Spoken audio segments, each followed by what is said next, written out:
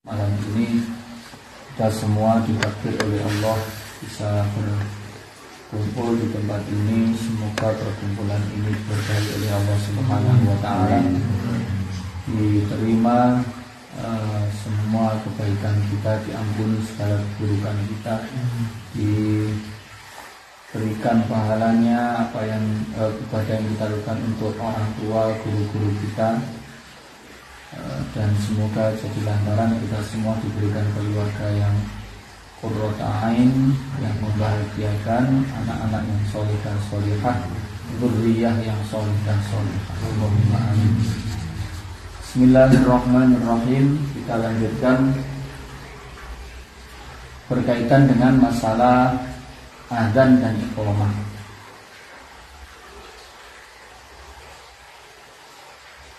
Sunanul iqamati, sunnah-sunnahnya iqamah qomat. Yang pertama khafdus sauti bi aqalla min sautil adzan. Yang pertama suaranya adzan itu lebih dipelankan daripada suaranya qomat itu lebih pelan daripada suara adzan. Desibelnya itu lebih rendah daripada desibelnya adzan. Kemudian al-idraj, rotok cepat. Fala yata'annakal adzan, jangan kendu-kendu kaya adzan. Qomat kok suwe men seni ngenteni suwe. Jadi dicepetno. Nah, iqamah bukan adzan. Ayyakuna fi ghairi maudhi'il adzan. Terus tempatnya sebaiknya tidak di tempatnya adzan. Jadi misalkan adzan di sini, komate pindah rotok alik, biar semua tempat itu memberikan persaksian. Pindah koyo sholat, mari sholat fardu pindah ke sholat sunnah niku, tempatnya pindah. Sama ketika adzan sebaiknya ketika mau qomat itu juga pindah.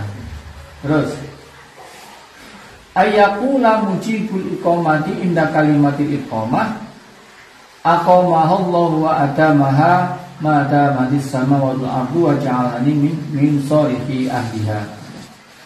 Ketika mukim atau orang yang qomat itu dia mengatakan qad qamatis shalah niku jawabane aqamahallahu wa adamaha ma damatis samawati wa ja'alani min shalihi ahliha.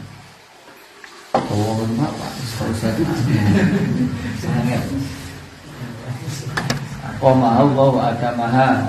Aqamahallahu wa adamaha. Terus yang kelima, antakuna al-iqamatu binadhil imam. Orang yang mau qomat itu harus menunggu imam. Jadi qomat itu ngenteni imam, ojo wong guru ono sing iso imami marana di qomati. Sama ketika adzan itu menunggu yang muadzinnya.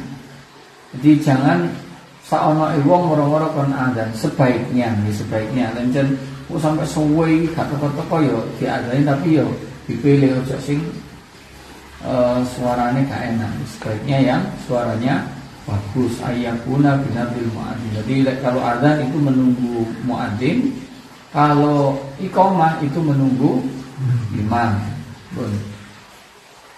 Selanjutnya sunnah-sunnahnya muadzin. Satu, at-thaharatu anil hadatsain. Muadzin itu sunnahnya dalam keadaan suci. Sehingga kalau muadzin itu belum suci, terus mari kok puasa, terus jenenge wis kadung jadwali adzan moro-moro mlebu langsung adzan. Mari adzan mlayu pakai wudu.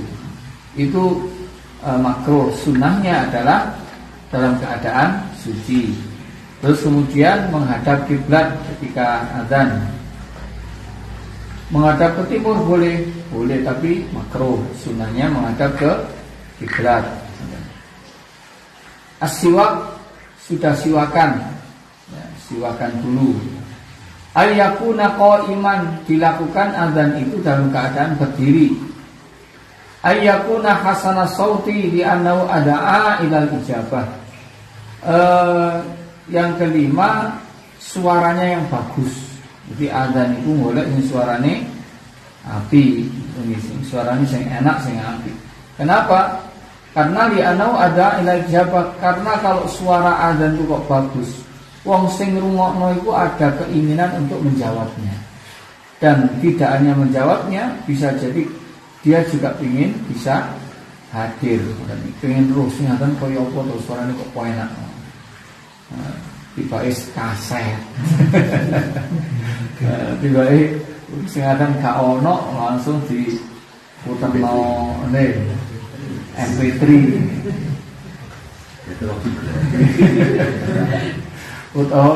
Lho niki lak iso di-style sakadane. Apa jenenge digital iso di-style sakadane. Wis pokoke gak usah di-style sak nimangine. Ayyakuna aminan. Cari muadzin itu sebaiknya orang yang bisa dipercaya. Wong sing yo napa jenis sing gak biasa. Orang sing cara ngapusi ora sering-sering. Nek sing kulino ngapusi kon adzan iku wong sing ora aja iki ngapusi. Aja diprank. Misalkan napa jenenge biasa ngapusi mari ngono kurang 10 menit adzan moro-moro dhek adzan nang masjid. Kan bebas masjid moro mlebu nyetek lak kena. Ya moro-moro pulang 10 menit moro adzan. Wong sak kampung iso bakal kabeh bosone.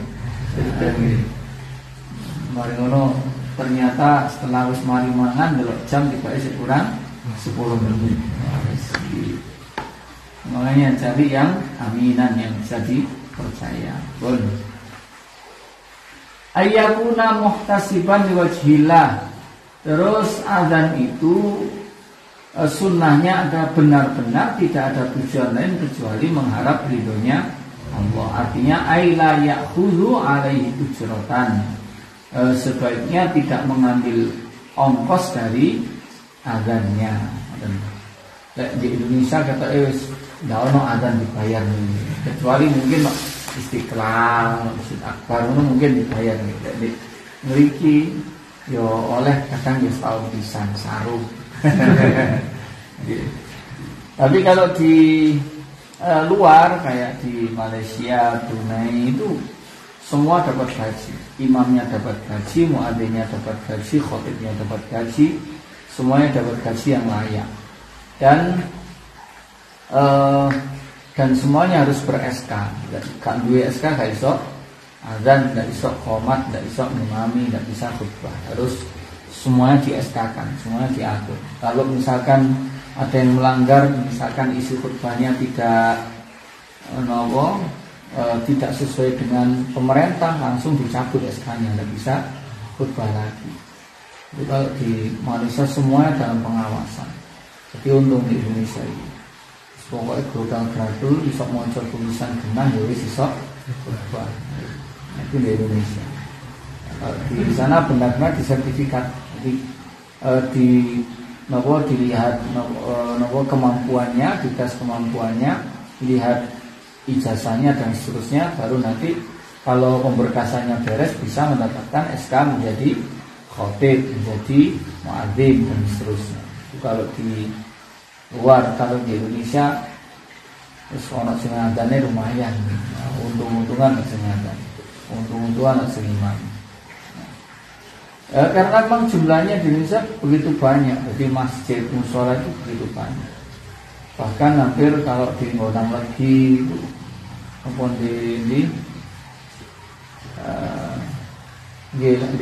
kecamatan di Gondang Legi itu hampir titik oleh pelumomah mushola. Itu ada dua kemungkinan. Yang pertama memang orang-orangnya peduli kepada agama, dan kemungkinan kedua orangnya males nang masjid. Jadi gawe dhewe mushola. Timbang adorono nang mushola kono, anggur gawe mushola dhewe. Itu kemungkinan ini. Terus ayu adzina min murtafi. Ketika adzan cari tempat yang tinggi, ya.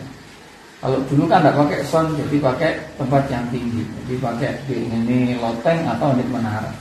Ayyakuna bi qurbil masjid, ya, dan tempat yang tinggi itu sebaiknya tidak jauh dari masjid.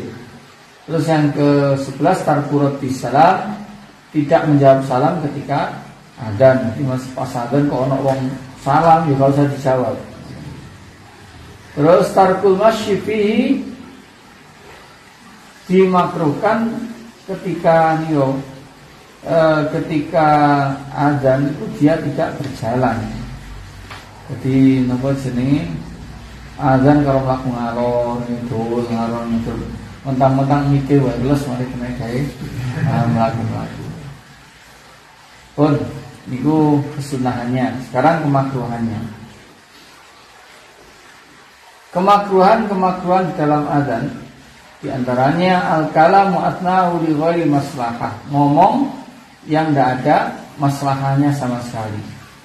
Terus tidak menjawab muadzin. Jadi wong adzan itu ya gak usah jawab yang disampaikan. Misalkan biasanya wong adzan Allahu Akbar, Allahu Akbar, nggak perlu, gak usah jawab dewi. Jadi lek ana wong adzan yo kita yang jawab, sing adzan ya gak usah melok jawab.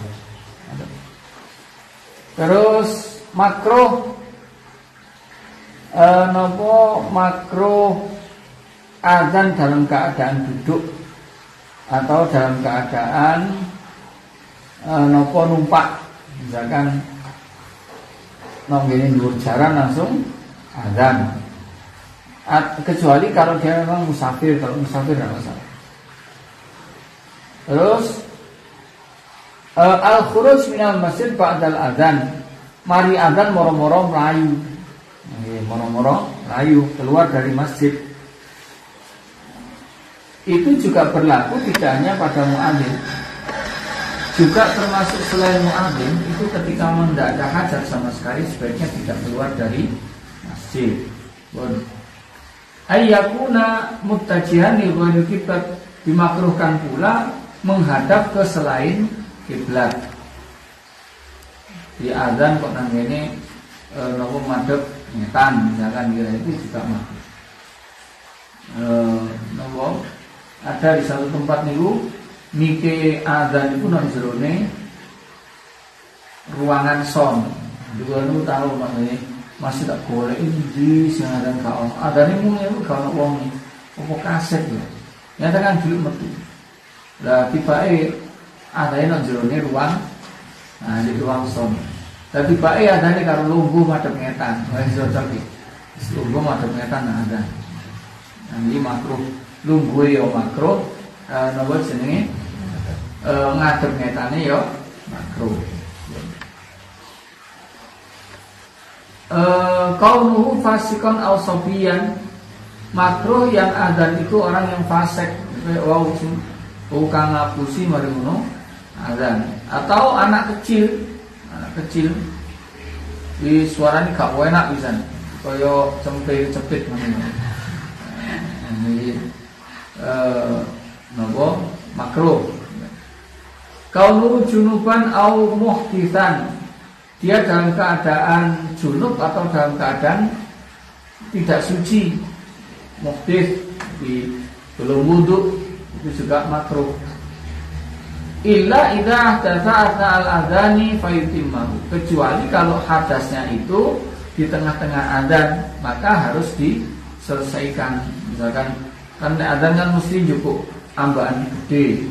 Lah tiba di tengah-tengah juga ambaan iku moro sing diisor bocor itu, nah ya langsung kan batal. Nah kalau batal apa ya terus mayu ndak diteruskan sampai selesai. Kalau di makruh dihentikan. Pun baqiyatus sunnanil lati qabla shalah ba'da adzan wal iqamah. Kemudian setelah adzan dan iqamah itu ada beberapa kesunahan-kesunahan yang lain, di antaranya al-masyu ila sholati bi sakinatin wa waqarin, menuju ke dalam sholat itu dalam keadaan tenang, dalam keadaan anteng, gak melayu-melayu atau berlaku yang tidak pantas dan SOS pelaku biasa. Adwa bainal adzan wal iqamah, sunnah doa adzan setelah adzan, doa antara adzan dan iqamah. Karena termasuk doa yang paling mandi itu doa antara adzan sampai iqamah. Kadang-kadang selain kapan adzan kapan iqamatin pun. Selanjutnya al-mubadaratu ilal istighali bi asbabis sholati fi awwalil waqti. Segera, jadi segera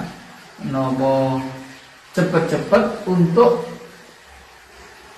sibuk mempersiapkan sholatnya pada awal waktu. Jadi begitu krungu adzan langsung cepat-cepat agar bisa menemui jamaah di al-mubadarah. Terus kemudian disunahkan sholat sunnah qobliyah. Terus sholat sunnah qobliyah itu ya kayak qobliyah subuh, qobliyah zuhur, qobliyah asar atau qobliyah jumu'ah. Wa kadzalika al-maghrib wal isya wal isya'u, begitupun untuk maghrib dan isya. Itu juga disunahkan untuk sholat sunnah qobliyah. Di qobliyah asar, qobliyah maghrib itu ya asar konten. Jadi kalau sudah qobliyah maghrib berarti sudah masuk waktu maghrib. Itu boleh, yang tidak boleh, yang sholat sunnah mutlak itu nanti yang tidak boleh ketika sebelum setelah asar. An-nafilah bainal adzanain, disunahkan untuk sholat sunnah di antara adzan dan iqamah. Ini sholat sunnah qobliyah niku atau sholat sunnah wudu. Sholat sunnah wudu itu juga boleh dilaksanakan pada waktu itu pun. Al-ityan bi adiyah al-ma'surah al-waridah qabla shalah, disunnahkan untuk berdoa dengan doa-doa yang telah diajarkan Nabi sebelum melaksanakan sholat. Dan seperti doa fajar. Jadi kalau subuh itu sebaiknya sebelum subuh itu wiritannya atau wiritan sadurunge subuh, wiritan sebelum subuh itu yang paling bagus yang di anak itu disebutkan ada 3. Yang pertama ya hayyu ya qayyum la ilaha illa anta niku ping 41. Terus la ilaha illallah malikul haqqul mubin ping 100. Subhanallah subhanallah astagfirullah niku ping 100. Niku termasuk jalbur rizki, termasuk gampang sugih. Sing ya hayyu ya qayyum niku menghidupkan hati ketika hati-hatinya orang pada mati. Kalau selanjutnya niku dijalbir rizki, gampang rizki. Subhanallah bihamdihi subhanallahil azim astagfirullah. Biasa kurung mari wiritane wis omah. Pun. Jadi jam tekone telat. Wis teko wis meh komat ya malah gak sempat wiritan. Jadi ya hayyu ya qayyum la ilaha illa anta. Terus yang kedua la ilaha illallah al-malikul haqqul mubin. Terus ini subhanallah bihamdihi subhanallahil azim astagfirullah. Itu 100. Lek sing subhanallah bihamdihi subhanallahil azim astagfirullah itu boleh ketika yang paling bagus memang sebelum qomat. Nah, misalkan tapi dalam satu hari itu paling enggak dibaca 100 kali niku cukup. Misalkan hari subuh men 10, 20, zuhur men 20, untuk sampai isya jangkep ping 1. Terus kemudian berdoa, ini kan sebelum sholat. Berdoa menuju sholat dengan doa Allahumma inni as'aluka bi haqqil ya haqqi sa'ilina 'alaik wa bi haqqi rahibina ilaik wa bi haqqi mamsyaya hadza ilaik fa inni lam akhruju asyaron wala batara ila akhiri. Ini doa mau menuju sholat. Doa mau menuju sholat. Kemudian al-qiyamu ila sholati ba'dal intiha minal iqamah. Jadi lek wis qomat iku ndang ngadeg. Nah, kapan ngadegnya niku? Ngadegnya niku ada yang mengatakan qabla ketika diucapkan kalimat hayya 'alas shalah niku lagi ngadeg. Ada yang mengatakan ya ndak, pokoknya begitu qomat langsung ngadeg. Nah, ini pendapatnya begitu. Terus kemudian selanjutnya sunnah sebelum salat taswiyatus sufuf, meluruskan barisan. Satul furaj wa taharrus sholati fi shafil ula. Menyempurnakan barisan, tidak seorang sing gonggang-gonggang diisi. Terus kemudian wa taharri as-shalat wa taharri as-sholatu fi shafil ula. Terus berusaha untuk mendapatkan di shaf yang awal. Terus kemudian sunnah selanjutnya an-nadru ila maudhi'i sujud, ketika sholat melihat tempat sujud. Jadi didelok tempat sujudnya. Jadi ketika sholat, sepanjang sholat itu sunnahnya melihat tempat sujud.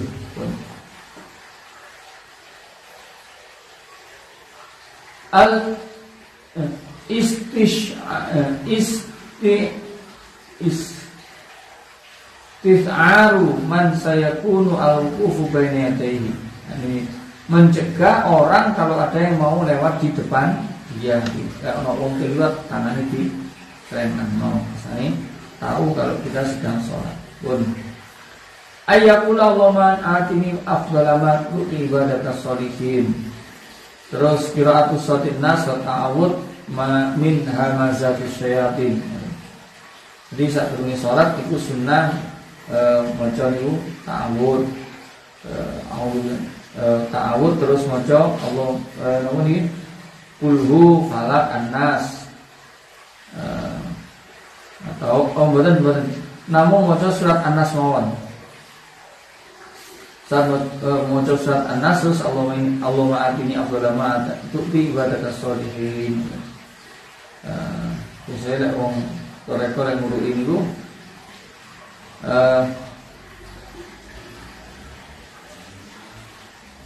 ini ma'ataitan ibadatas sholihin, bisa turunnya sholat. Terus ditambah mari tambah Rabbi ja'alni muqimas shalah min dzurriyyati Rabbana wa taqabbal du'a. Terus at-tafriqah baina qadamaihi bi qadri syukril dzakari, menggangno sikil. Jadi ketika sholat itu sikil dipenggangno kira-kira sak hilang lek lanang. Jadi diukur kira-kira sak hilang, ojo wonggo wongam sekolah. Jadi kira-kira lek lanang itu sak ukuran sak hilang penggangi. Lek perempuan sebaiknya dikumpulkan. Jadi lek lanang itu kira-kira sak mini, lek wedok nggih apa?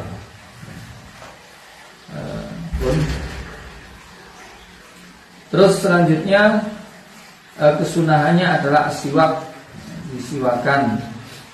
Terus kemudian ad-dukhulu ila sholati binasyatin, kemudian masuk menuju sholat dalam keadaan semangat.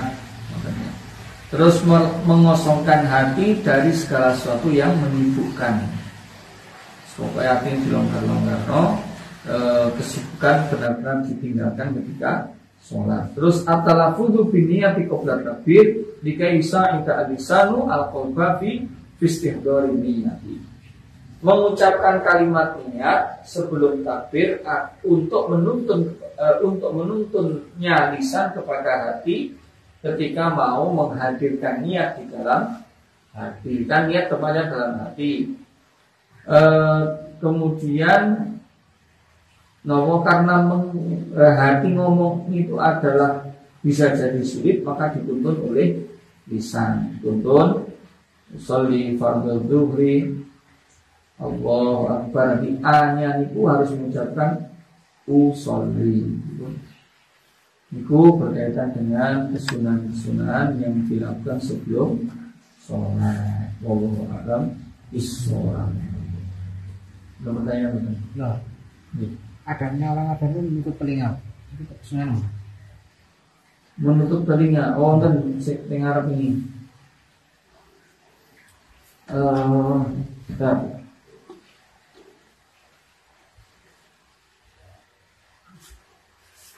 Ada kemarin kayak kita baca aku dulu.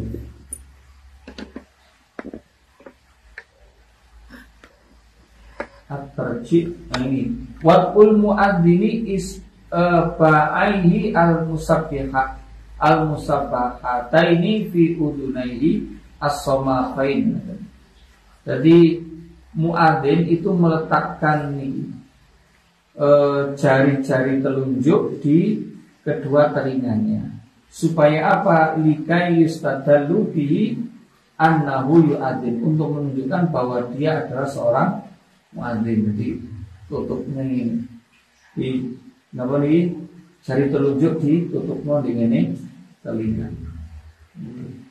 Itu apa sunnahnya azan pun namanya Yoji.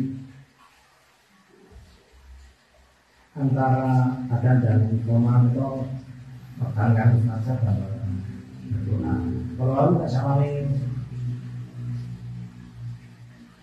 sing jamaah, sing adan, terus tinggal kalau semayanan istilahnya semayani kemana? Bukan bulan.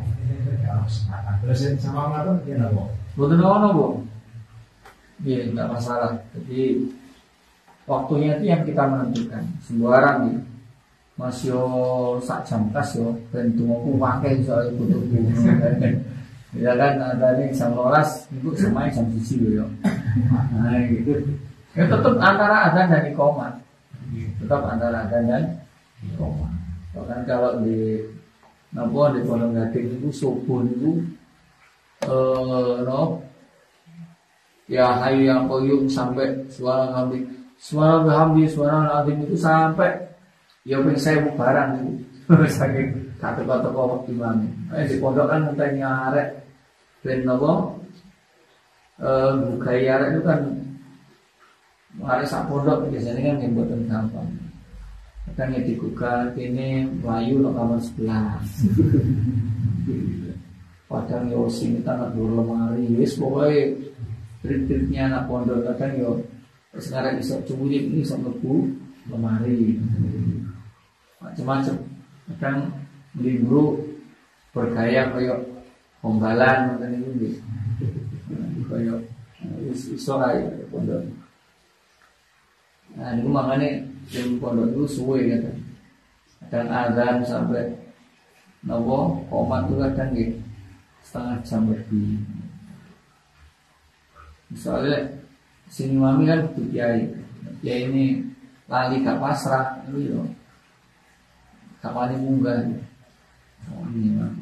kayak wani imai paling gini sholat jamaah gue ini soft ke 3 ada lagi salah itu pun ya Al-Fatihah. أعوذ بالله من الشيطان الرجيم بسم الله الرحمن الرحيم الحمد لله رب العالمين الرحمن الرحيم مالك يوم الدين إياك نعبد وإياك نستعين اهدنا الصراط المستقيم صراط الذين أنعمت عليهم غير المغضوب عليهم ولا الضالين